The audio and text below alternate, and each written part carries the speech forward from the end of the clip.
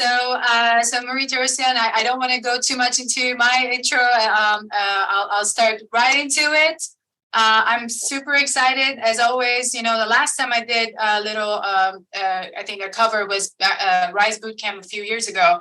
And so I'm excited to talk something slightly different than what I covered last time, which was very financial. And this time it's all about how to make sure you do not lose any more deals because of certain things that we are not aware of that we're doing.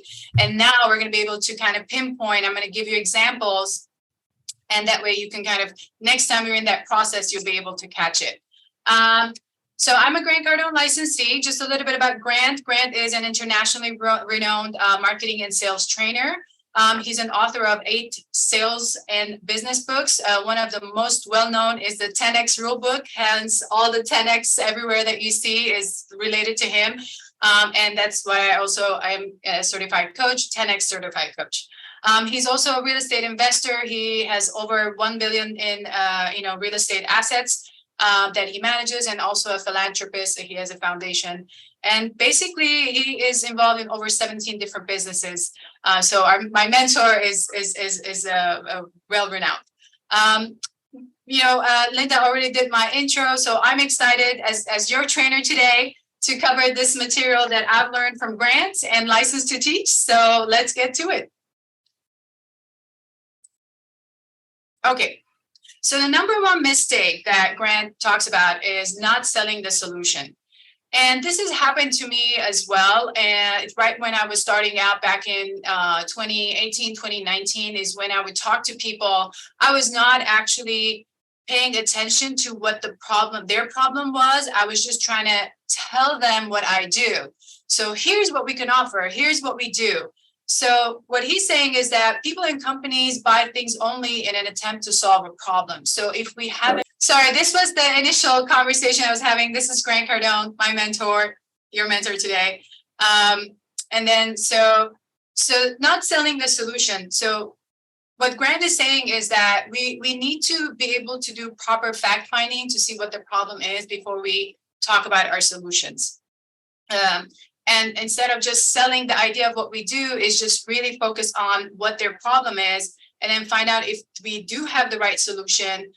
For example, in my case now, when I'm talking to someone, I don't focus on just telling them what I do. I just start asking them questions.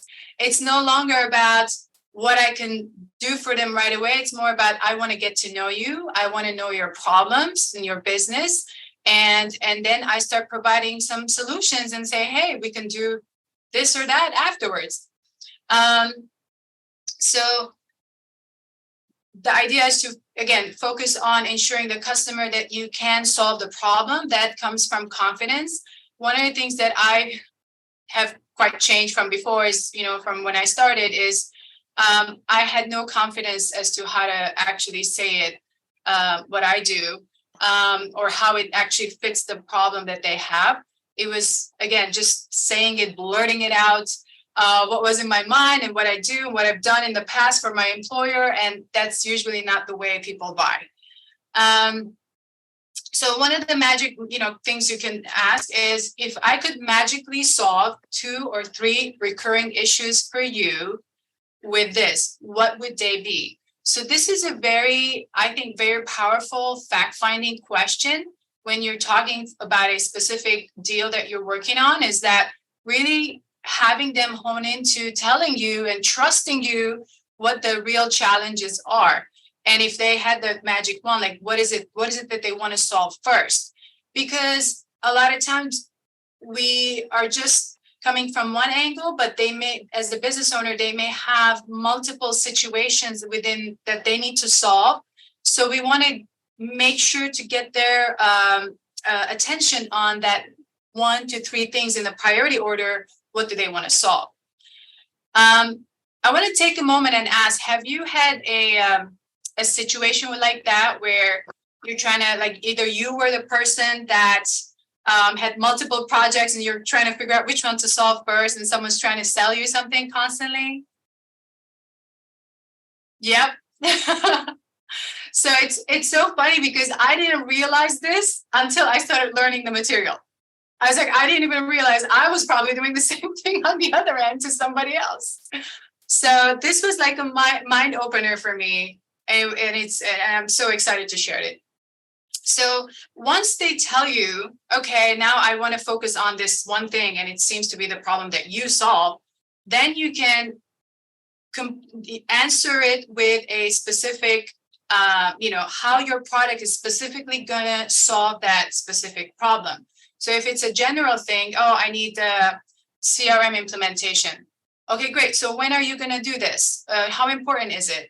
What is the timeline? Okay, why do you want to do it? So there's like very key questions you want to ask. And then based on those questions, you want to plug in your answer to like how you solve it. We can do it in 30 days. Our CRM does blah, blah, blah, which is perfect to saving you time from here. So it has to really fit and solve the issues that they have. So the last note on this number one problem is that, people will only close on a deal if they are, confident that the solution really actually solved the problem. Because always in the back of their mind, they're going to be like, is this going to really help me? Because is this just another tool they're selling me, or is it really going to help me? So let me know if you have any questions. I'm going to try to monitor the chat. All right. If anything comes up, Linda, just, wave at me so I can stop and maybe answer a question. I don't want you to talk and lose your voice. All right. I think I'm having a little delay. Okay.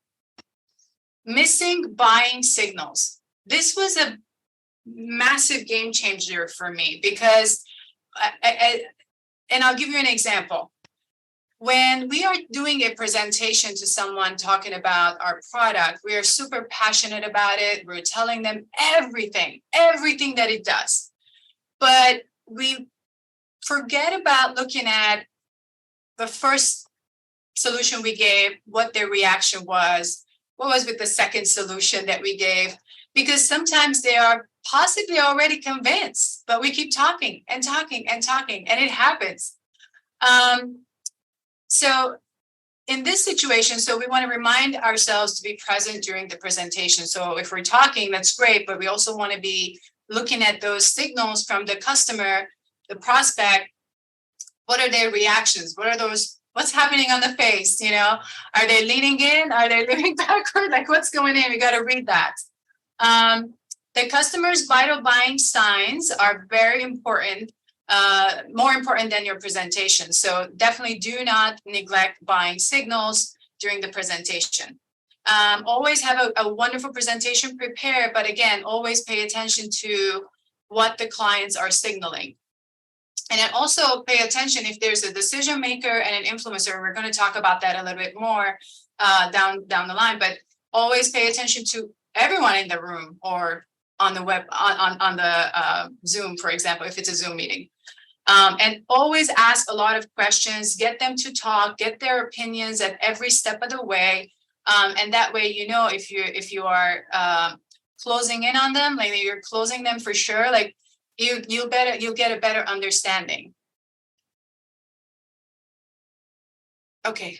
What are buying signals? Prospects asking you questions, leaning forward, energy increasing. Yes, buying signals would be any type of reaction that you're seeing from your buyer. Let's say they're very interested. They're kind of speeding up questions. So and I'll give you a straight up example that it started happening to me once I noticed what I'm doing.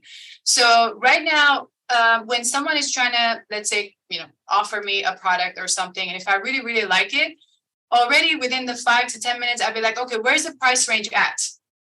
Right. So that's something that's because I'm a little bit price sensitive at this moment. So that's something I want to know ahead of time. Like, so if I'm interested and I'm ready, I just want to know the price and I want to start gauging as to where I stand. If I'm able to buy it, I may actually jump on it now, and I don't want them to keep talking. So that could be happening to us sometimes where we're on the other side, we keep talking and talking where we're not paying attention to these questions coming in. So if these types of questions coming in, so will it help me solve this issue specifically? Because when they're asking now specific questions to you, that means they're already starting to think about how your solution actually fits. Now they're very interested, and you want to answer those questions and then ask them, where they're at with all of that. The verbal, exactly like the one of the questions that I said, that's an example of a question, a verbal that they'll be asking. Nonverbal signals would be definitely leaning in, is definitely like they're really interested in what you're saying. They're actually taking the information. And I think at that point, it's very important to kind of maybe stop and ask. So I see like you're thinking, let me know your thoughts. What's going on your mind? Because then you start having them talk to you about what's on their mind. So maybe that's what on their mind is what you want to solve right now, and stop the presentation and just answer that specific question. Hope that's helpful. All right, we'll go to number 3. The third mistake is refusing to ask the hard questions. And I would tell you, even starting out as a CPA, entrepreneur, going out on my own, this was one of the hardest things for me, because I don't think I was asking the hard questions. I didn't even know how to really deep dive into hard questions. So hard questions are meant to build trust. So that means if they trust you enough to tell you their real problems in their business, then that trust is going to help you also to provide the solution and close the deal. So real closers have real communication with their clients. Something that I've changed the way I do things now is when I meet people, or if I'm even talking to like a specific strategy call or whatever, I don't approach it from like, I got to sell them something right now per se. I ask the questions like I really want to know. Like, what is the problem? What is it that's bothering you? And really hone in. And as they answer something, I don't go just through a bunch of like, fact-finding questions, which, they're awesome. And you can create your own fact-finding questions to help guide you. But sometimes they're saying something, and now I try to be very present. If they said something, then I find it interesting and very important, then I'll hone in on that and not worry so much about, hey, general fact-finding questions. So, really focus on, what kind of questions you're asking. And if you don't get the answers, you won't close the deal. So what does that mean? Sometimes, you'll get these vague answers. I don't know if have you felt that before, when you're trying to talk to someone, you're trying to fact find, and they kind of give you a halfway answer. It's very like general. So that's like they're not answering the question. So they're kind of giving you the shoulder, right? That was just whatever. They're not as into it. So to be able to get that trust, we have to keep digging into that question. So let me give you another example. Like, say you want to go buy a car, and the sales guy is just asking, just very general questions, and and you just keep answering. Let's say, okay, I want this car. So why do you want the car? Because of whatever. They never ask you any detailed more questions. So, for example, I would be asking more like, so why did you want to buy the car today? Is there anything important that brings you here today? Why this car? Any specific color you're looking for? Because everything has a story behind it. So unless you get to the story and the real reason why they showed up there that day to get that specific car, like, you'll never be able to sell and close on them. I hope that was a good, kind of an, because I know I went through a car buying process not too long ago, and I had never paid attention to how the salesperson is handling the sale. And then it was so interesting to be a buyer that was knowledgeable and literally read the salesperson. And every time he would step away, I would tell my husband, I'm like, why is he going away? Like, what is he going to ask next? Like, and he's missing out on asking me questions that he should be asking me. Like, he's not asking me. So it was so interesting to be on the other side, but be knowledgeable enough to know when the salesperson is not trained and they're not asking the right questions. So to me, this was complete power. Let me know if you guys have any questions. Put it in the chat. So some of the harder questions here is that, and again, you know, people are very sensitive to price, and you know, they might be like, they may or may not say something. So if they're being vague, you might want to go more deep into it and say, how do you feel about our pricing? Because if they're not saying anything about, oh, it's too expensive, or it's like, oh wow, I can do that, like they're not responsive. This is a way to kind of get them to start talking. Another one is, how do you feel about our terms? You know, maybe it's something that, I know, depending on what you're selling, it could be something that they pay up front. Maybe they're paying on 3 installments. Maybe it's a car and it's 36 months. I don't know. So you want to understand if they're comfortable with the terms. Again, it's hard questions, and they may not want to tell you everything about their budget and all that and their situation, but you have to do that to be able to help them. Like if they be like, okay, well, you know, 36 months is too much. I just want to get this done over with right away. Then you're like, okay, so here's the pricing for a shorter term, you know? So you want to be able to solve the issues and the problems that are going to hold up from closing the deal. Another question is, why would you business with me when you have done it with our competitor for so long? This is another one. Like if they have, let's say, in this was something I usually thought of, you know, when I was working for my employer, and I had to implement different technology, and sometimes we would have to switch technology providers, right? So that's something I thought on the other end, like being the buyer. So why should I do business with them versus the others? So if they're not saying it, you might have to pull it out of them, because then you'll know exactly where you stand. And that's power to you, right? So if you know where to stand, you know, you'll be able to then respond to that saying, well, our product is this, or versus the competitor, you know, our services are this. You can reach out to us 24/7. If you never know the answer, like what's going in their mind, you're never going to be able to answer their questions and close the deal.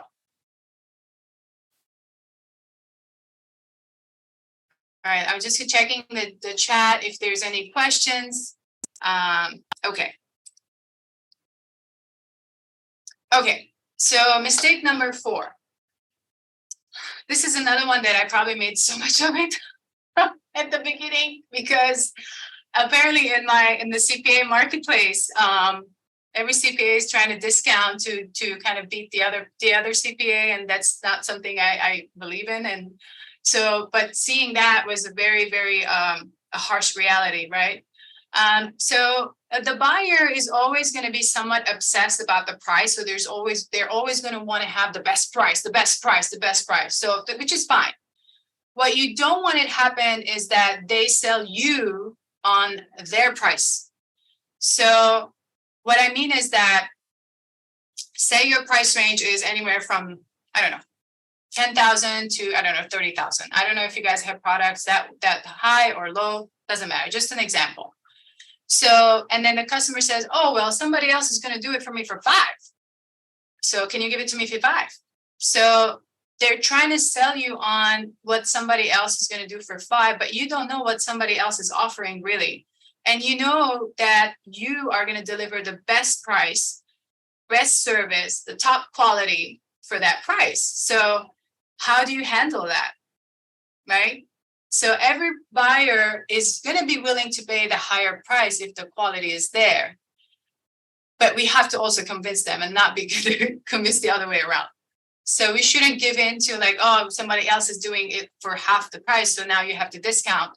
No, we should be sticking with our price, because we know, we're confident that we're going to provide a better service than whatever they're comparing us to. So to get to that, of course, comes back to asking the right questions. So to close the price obsessed buyer, it takes commitment and knowledge of invest closes. So by the way, you know, Greg has a massive library of trainings with all the closes and all of that. So if anyone's interested, let me know. And of course, please feel free to put in any questions in the chat, and I'll answer them as I see them.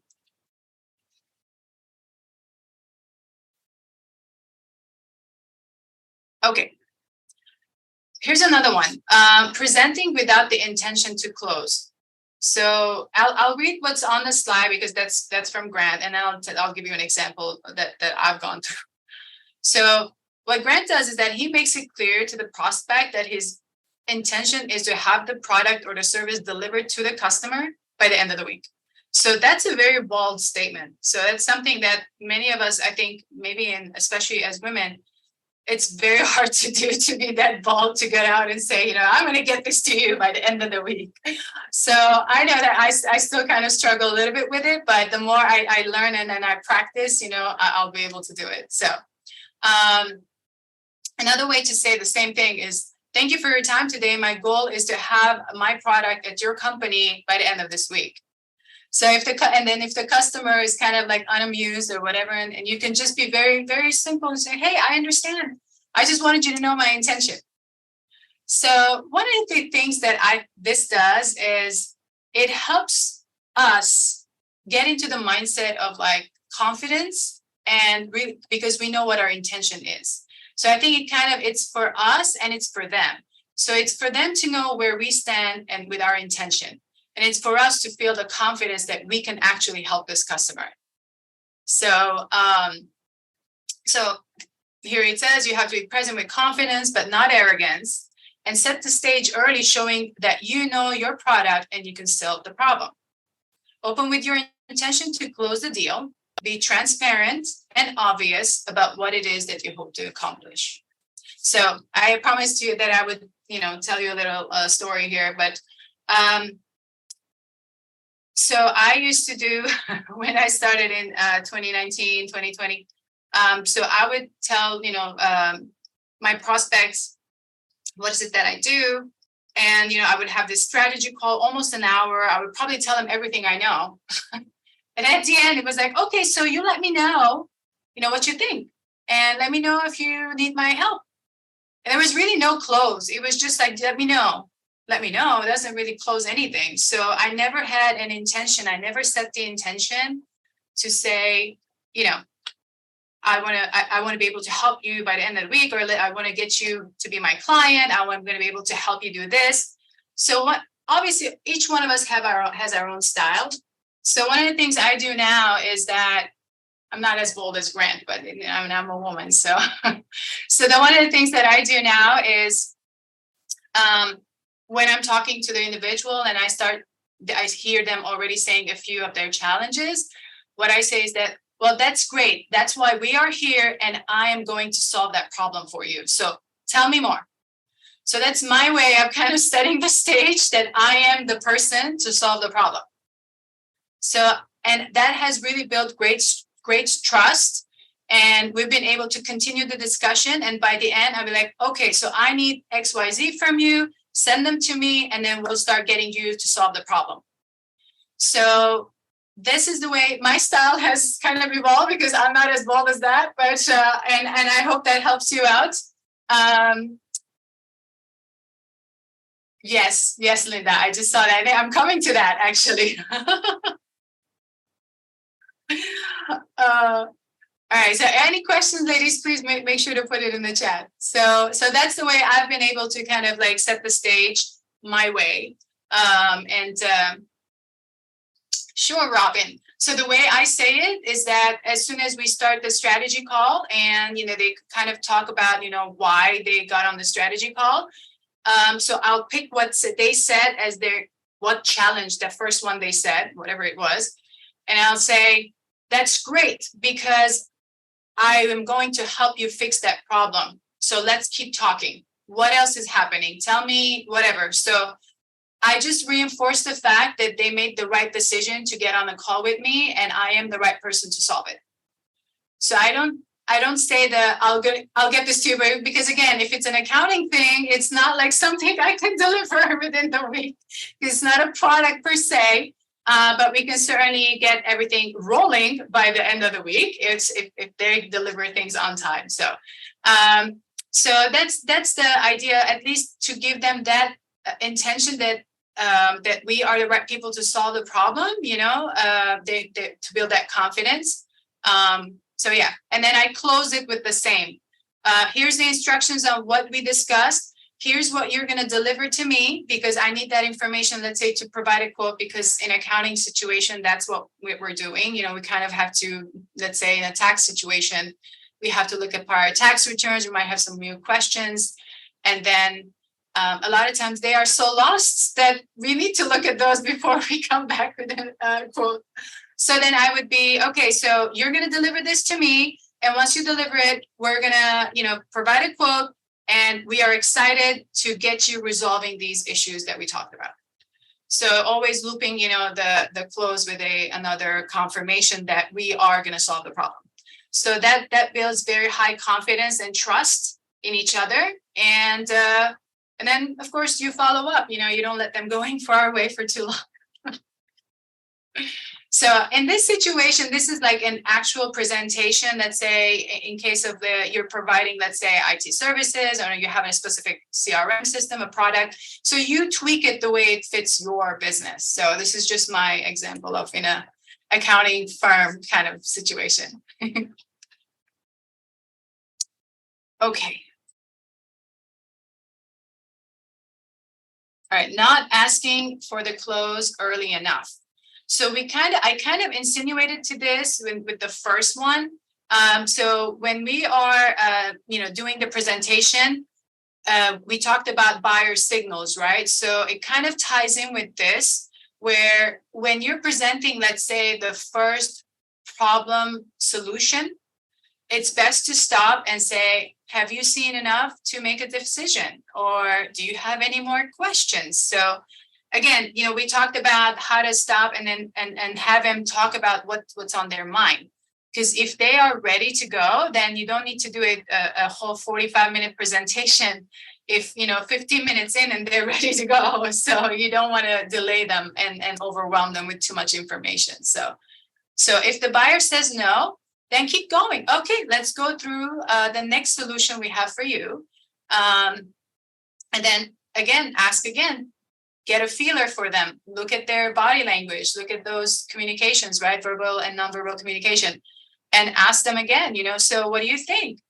Have you seen enough to make a decision? And if the buyer says, yes, I've seen enough, can you do anything about the numbers? So at that point, close the presentation, focus on giving them the price, the terms, all that stuff, because they're ready to buy. They understand it. They trust the solution that you're bringing to the table. So just focus on what they're asking at that point. I have a very interesting story about this one too.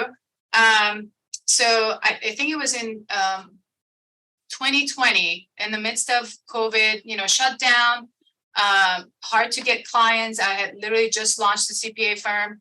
And there was this company that was offering, that they would help CPAs and accountants, do, the CFO services and how to promote it and market it. And so almost an hour of talking. And I was like, oh, okay. It was a lot of value, which was great. And then, so I said, so how much is it? So this is after an hour of talking. He said $35,000. And I was like, what? I mean, we're talking, I just started, we're in the midst of COVID shutdown, people don't have money, like there's a lot of stuff happening.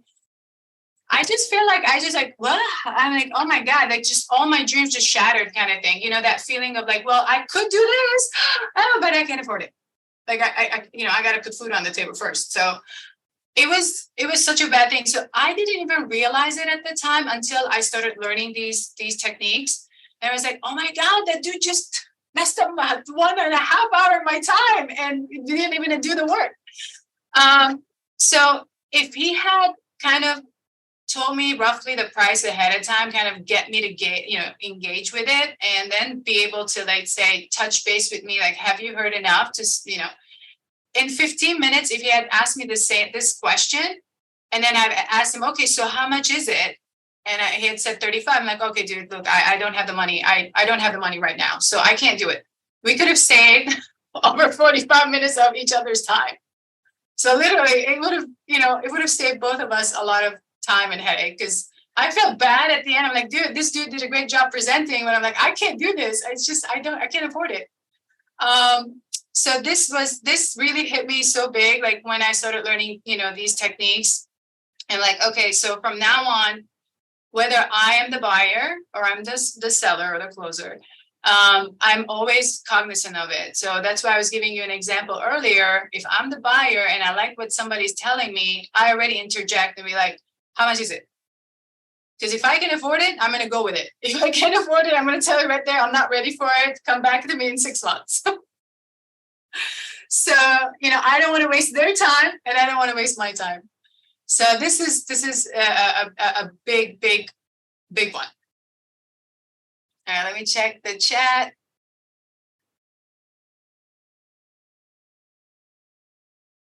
Oh yeah, that's a very good one. I've done so much, and hang in there. We're gonna come to that. We're gonna come to that. Okay, the price mystery, and I kind of insinuated to this too. Most of us were thought to build this big value before we give the price. But what happens is that it creates for the client, it creates like a lot of this unknown mystery that it starts bringing anxiety to the person. Okay, so how much is it? This is a lot. So how much is it? How much is it? I don't know. Have you ladies felt that? Because I know, like, from my experience, that's what it's been. It's like, how much is this? This sounds so awesome. How much is it? Can I afford this? So instead of the client actually focusing on what you're saying, they start building this thing in their head. It's like, can I afford it? Can I afford it? So you have lost them already because they're no longer connected with what your presentation is about. They're more like worrying about the price. So one of the key techniques here is to reveal the price early on. So that way the customer is able to evaluate the price and then match the price with what your solution is. So think of it this way. Say you have IT services business, and let's say your services start at $1,000 a month. I don't know. It has whatever in it, but let's say it starts at $1,000 a month. So you can start your opening with, hey, Mr. Client, so we're going to do the presentation today. Just to give you heads up, our prices start about $1,000 a month. I'm going to provide you with all the solutions to your problem, and then we'll walk through the full price ranges and see what's the right fit. So with that, as you're talking about it, so if they have at least 1,000 in their mind, they're like, okay, yeah, I kind of afford it. So if it's a little higher than that, I might still be able to afford it, because in their mind, they have another number. So they might have, let's say their budget is up to 3,000. If you ask them for the budget, which is a big mistake, and I've done it many times, they will always tell you the lowest price, the lowest budget they have. So don't ask for the budget ever. Just tell them where your price range starts from, and then let them think through that as you explain where the solutions are. So solutions to the problem. Let me see. Okay. So here's an example. Before I demonstrate our product ability to solve your problems, I want to show you our pricing so you can think with it. So again, it doesn't have to be all of the pricing. You just have to say where it starts from so they can kind of gauge. So saving price for later is a rookie mistake closers make.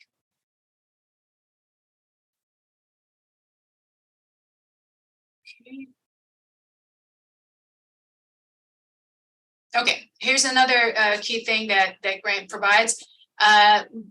Like when a customer says that is too high, that's like a very usual reaction to most of people, So let's say if you said $1,000 is the starting point, and they respond with, "Ooh, that is too high. Like I'm paying, I don't know, 700 to my current IT provider." So you can say, okay, of course it's too much. You still haven't seen what our solution does for you. So allow me to show you what the solution does, and then we'll come back and talk about it. And you can compare to what you have right now. So just deflate the anxiety, deflate the anxiety, and then continue showing them what they will benefit from working with you, your product, your service. And then at that point, they'll be able to start comparing in their head, okay, for the 1,000, I'm getting blah, blah, blah, instead of blah. Yeah, something like that. So I'm going to take a quick sip.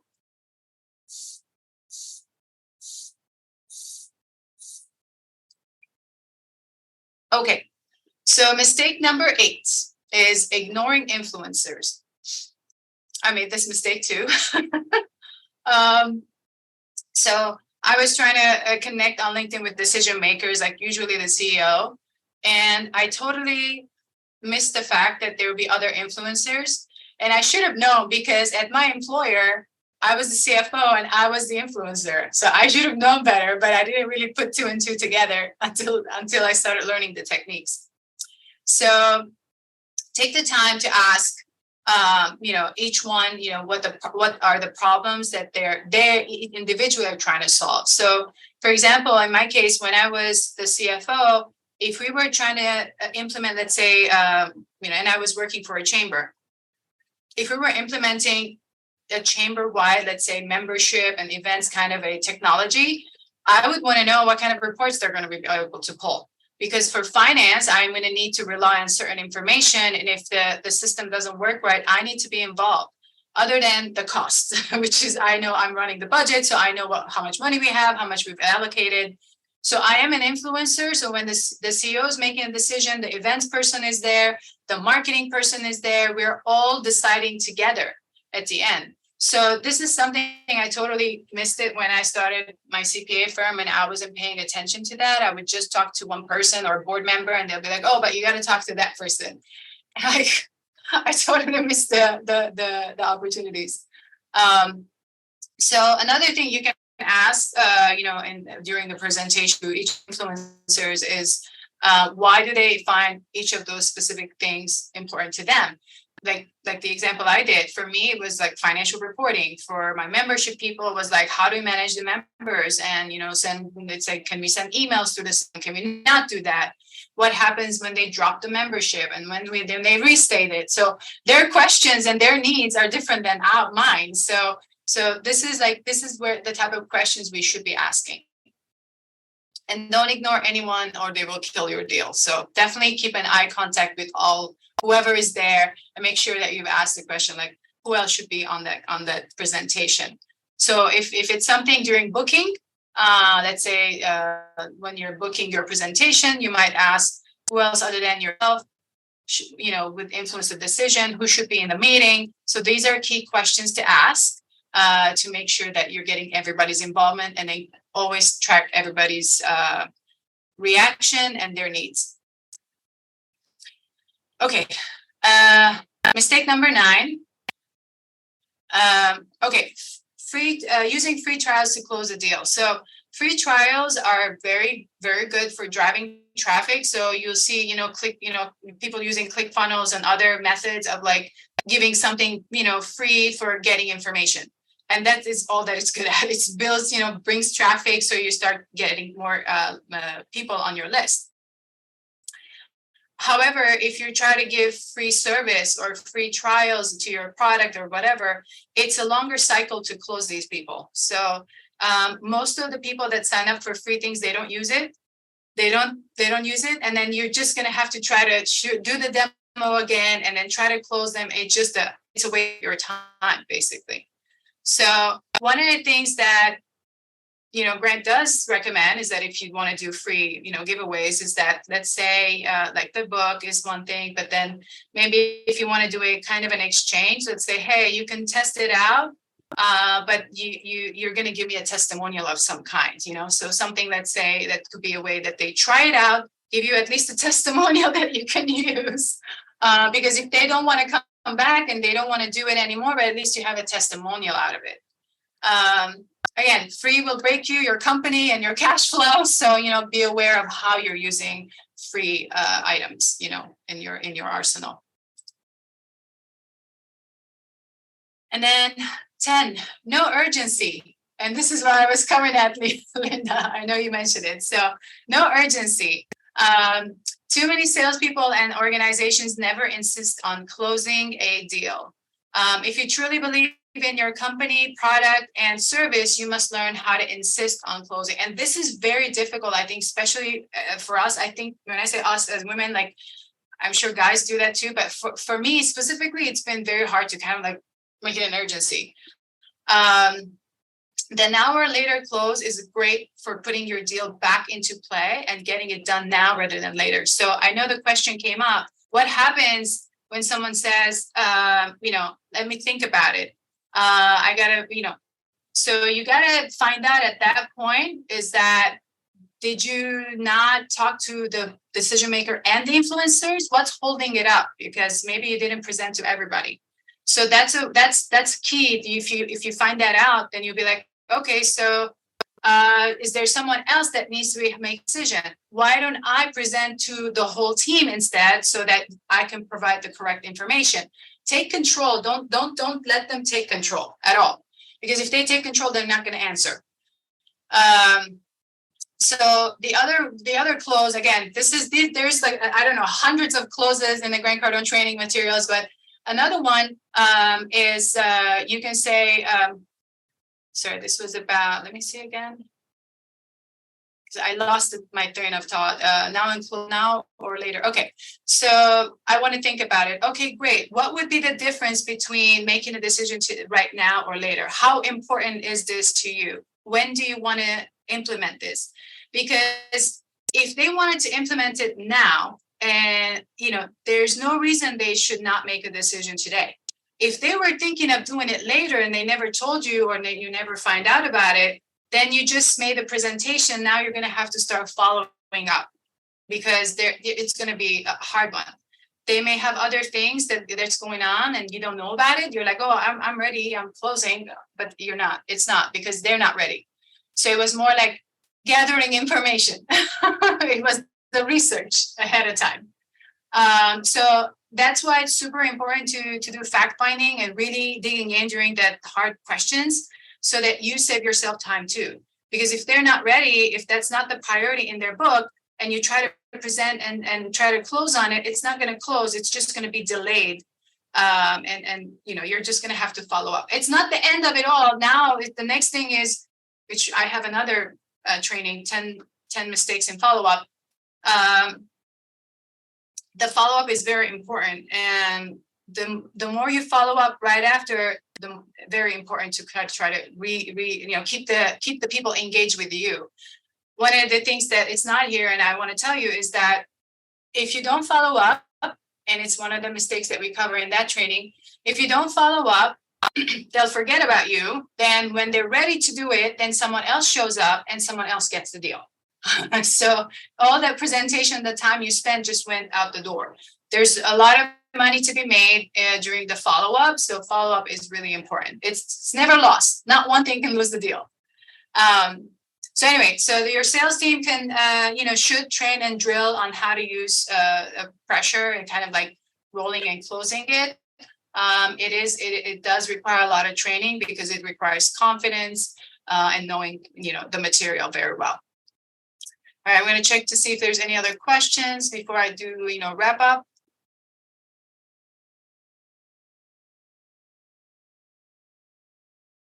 Yeah, nice to have versus must have.